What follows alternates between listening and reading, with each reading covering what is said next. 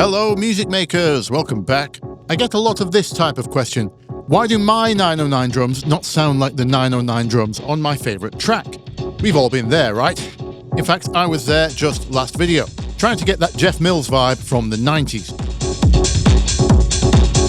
Well, it certainly wasn't easy, but many of you seem to agree I got pretty close. So let me talk you through what I did, and more importantly, the thought process behind it, because it meant I had to completely change the way I normally work. Let's go. So first, you need to know we're going to do this in a kind of backwards order. If you are a regular of the channel, you'll have heard me say plenty of times that if you get the sound right in the first place, you won't have to faff around mixing and mastering very much afterwards. But for this video, we have to ignore past Ben's advice completely and flip that on its head. I'm going to show you all the post-processing first before we get into the sound design, and here's why. Down here on the master channel, you'll see a processing rack called Jeff Mills 92. That's my little recreation of an early 90s signal chain. And before I show you what's in it, let me show you the before and after. Here's the vibes you heard on the last video.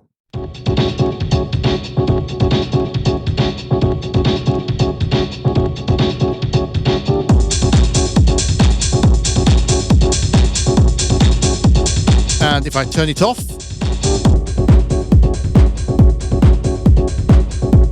yeah, so most of the vibe's gone. Let's talk about that. Okay, so the principle is pretty simple. We just have to think like the 90s. Actually, I went one further than that. I thought like the 90s on a budget. I'm not certain as to Mr. Mills' setup back then. I read quite a bit of contradicting information, but a lot of non-commercial dance artists in the early 90s were hardly working with major label recording money. With that in mind, let's start this thought process from the beginning. The sound source. Be that a synth like the Yamaha DX7 or a sampler like Akai, Emu and Sonic, etc., those outputs aren't perfect. Non-analog sources like the DX7 and the samplers would have a much lower ceiling than we have today in terms of sample rate and bit rate. But not just that, the converters in those devices would have had less stable clocks than we have today, which results in something called jitter. I'll skip over all the nerdy details, but put all that together and you get a sound which is a little bit duller, certainly noisier, and a bit scratchier than any hardware or certainly software you would be used to today. So to emulate that, here's what I did. On the instrument group, I used a bit and sample crusher. There's lots of good options for this. Ableton's built-in one has all the aspects you need: sample rate reduction, bit reduction, jitter, and filtering. Most gear at the time didn't have more than 12-bit converters, and typically those converters' filters started at about 16 kilohertz. Now, I've set the sample rate here at 16K, which is not the same thing. They did have higher sample rates back then, but I'm deliberately going for a bit more aliasing distortion. Let's have a listen.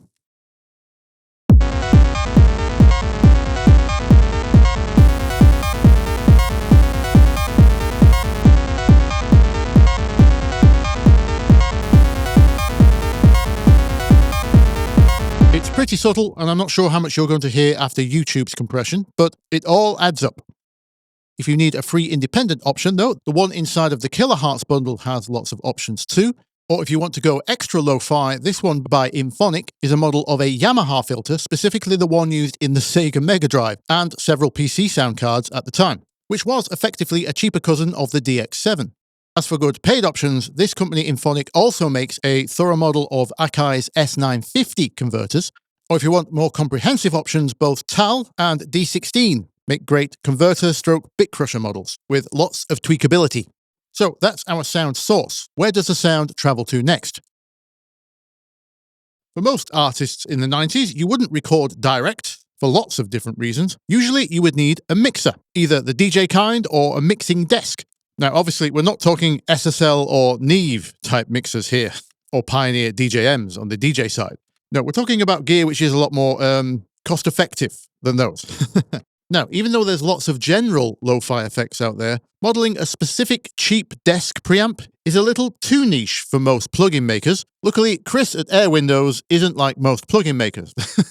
He's a proud owner of a little Mackie 1202, the pre-VLZ model, I might add, and he's kindly modeled the nasties of that preamp as well as the EQ circuit. So that was next in my chain. Let's have a listen to the difference the mixer makes.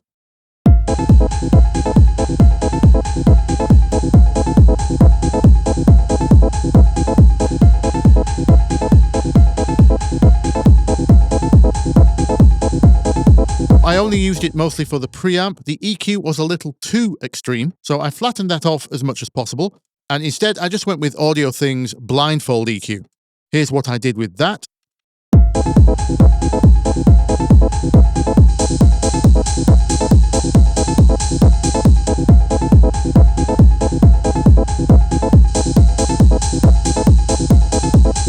That also has its own non-linear nasties built in, but the main reason for the EQ is to compensate for the loss of top end in the next stage, tape. Now, apparently Jeff Mills did record on reel-to-reel, but I'm not sure if that's true for his early career. Listening to his early stuff, it's extremely distorted. So as is true to a lot of early DJs' careers when they're passing around their demos, I've gone with a cassette model, not reel-to-reel.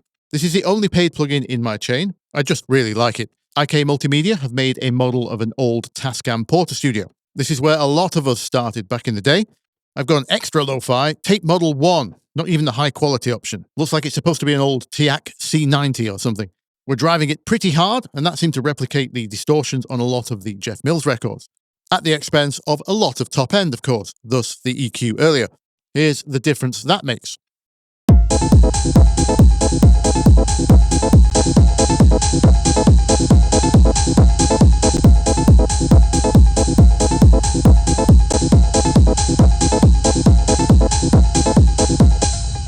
As for good free options, there's Callum Audio Cassette 2, Air Windows of course, there's lots of tape models from him, and the old Superfly DSP's Lost Tapes is a good option for super lo-fi. Just make sure to turn off that horrible stereo mode. Some of you may ask, why not EQ afterwards to compensate for what was lost? And the reason is that wouldn't have been possible in our makeshift super budget 90s recreation here anyway. To pair with the tape, I've added some extra tape noise using Clark Audio's textures, as again, the early Jeff Mills catalogue is not just distorted, it's very noisy too. And that's very much part of its charm, in my opinion. You may notice a second copy of Clark Audio's textures here, and that is for the other type of noise for the last stage, vinyl. Vinyl brings its own distortions and character, and if you don't want to shell out for the full lathe simulation that TDR make, I've used two free plugins to get fairly close. Air Windows is here again. In his plugin 2Vinyl 4, these bottom two parameters are particularly useful for getting that worn or cheaper vinyl sound. It models how bass is treated when cut to vinyl. There's a model of the transient limiter, which protects the cutting head, and a model for groove wear, a very specific distortion vinyl brings, and this recreates that really well. To get the rest of the way there, I'm using Isotope's vinyl. That's doing a little bit of tone shaping, but mostly it's for the pitch wobble and the electrical and mechanical noise. Let's hear the difference this vinyl stage makes.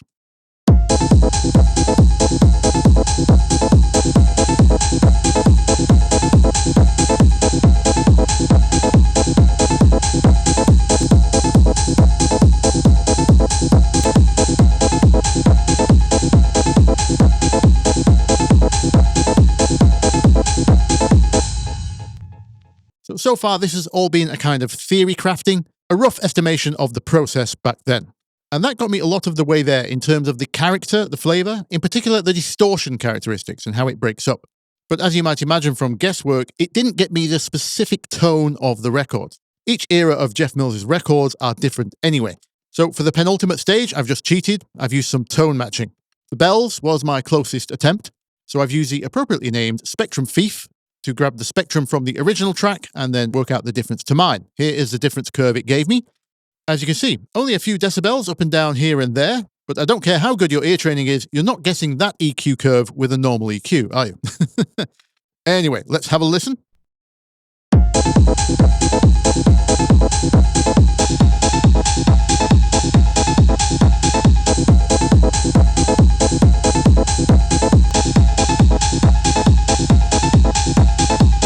That finished things off very nicely.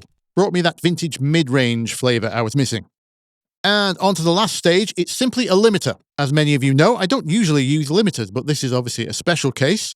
Even though transient clipping is quite invisible on modern music, it certainly won't be here. We've already lost lots of transients, lots of top end, there's multiple distortion stages. It's just going to aggravate any clipping. And clipping is a very distinctly digital distortion, and the whole purpose of this chain is to replicate those old analog distortions. Any digital clipping will just be really obvious and ruin the immersion. I've just opted for my favourite free limiter, which is Unlimited by Sonic Anomaly. It's quite transparent in its sharp mode, and as you can see, not really working too hard, 2 or 3 dB. While we're on the subject, if you want my favourite paid option, I think it's Ozone's Maximizer, usually set to its IR4 algorithm in modern mode. By the way, side note, what you're seeing here is kind of a watered down version. I did have some of these effects on the individual instruments, but my CPU was through the roof trying to record the screen and the playback, so I simplified it to one instrument group and the master channel, but obviously feel free to experiment while you're doing yours. Now, that might have been the last effect in the mastering chain, but it's not the last plugin which helped get the vibe. Even people on a budget had access to reverb. And one of the most popular budget options, or should I say, one of the only budget options, was the Alesis MIDI-verb. Luckily for us, just this year, a company called Temecula DSP have brought out an emulation of the MIDI-verb 2, the MDV2. So I've put that on a send, preset 23, large, bright hall, I presume, it's about 1.5 seconds. Very 90s vibes. Listen to the difference on the late night organ stab.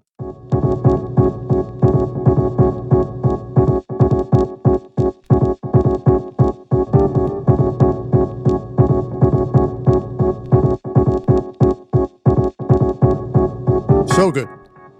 On the second send effect channel is a delay. Now, before digital delays became affordable, a popular type of budget delay was called a bucket brigade delay. I won't deep dive into the details, but bucket brigade circuitry was a fascinating way of getting analog circuitry to behave like a crude sampler. The buckets are referring to the capacitors, which would effectively pour information from one to the next in a chain. They're still revered today, though, because just like a lot of analog technology, its flaws are what gives it the character. Each time a capacitor would pass on to the next, a little bit of the signal would be lost and the character changes in the sound for the delay repeats. The appropriately named full bucket make the full bucket brigade delay, and here's how that sounds.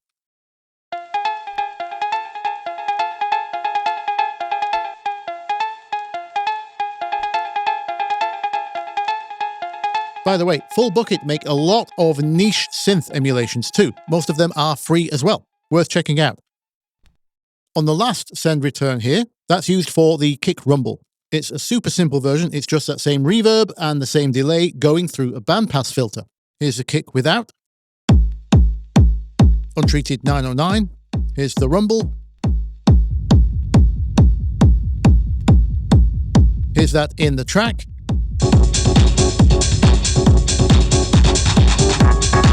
And without.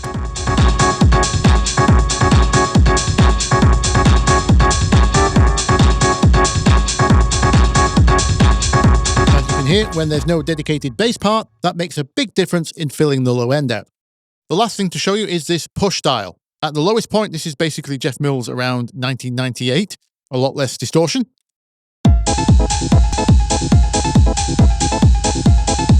And then as I turn this up, what's happening inside the rack is I have a bunch of gain staging which is reducing the headroom of each device.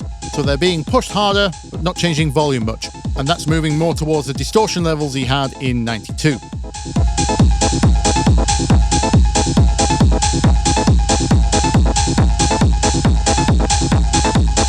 Now, final recap. Let's listen to everything off and then on.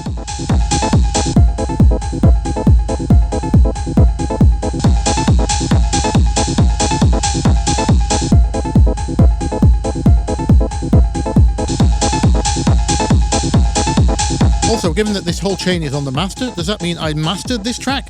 Shock horror. Ben, mastering? Who'd have thunk it? Okie dokie. Well, I hope you learned something. If you did, you know what to do. Please show your appreciation with one of the appropriate buttons. Or if you're feeling extra generous, there's a link in the description to buy me a coffee. Until next time, I will see you down there in the comments. Bye-bye.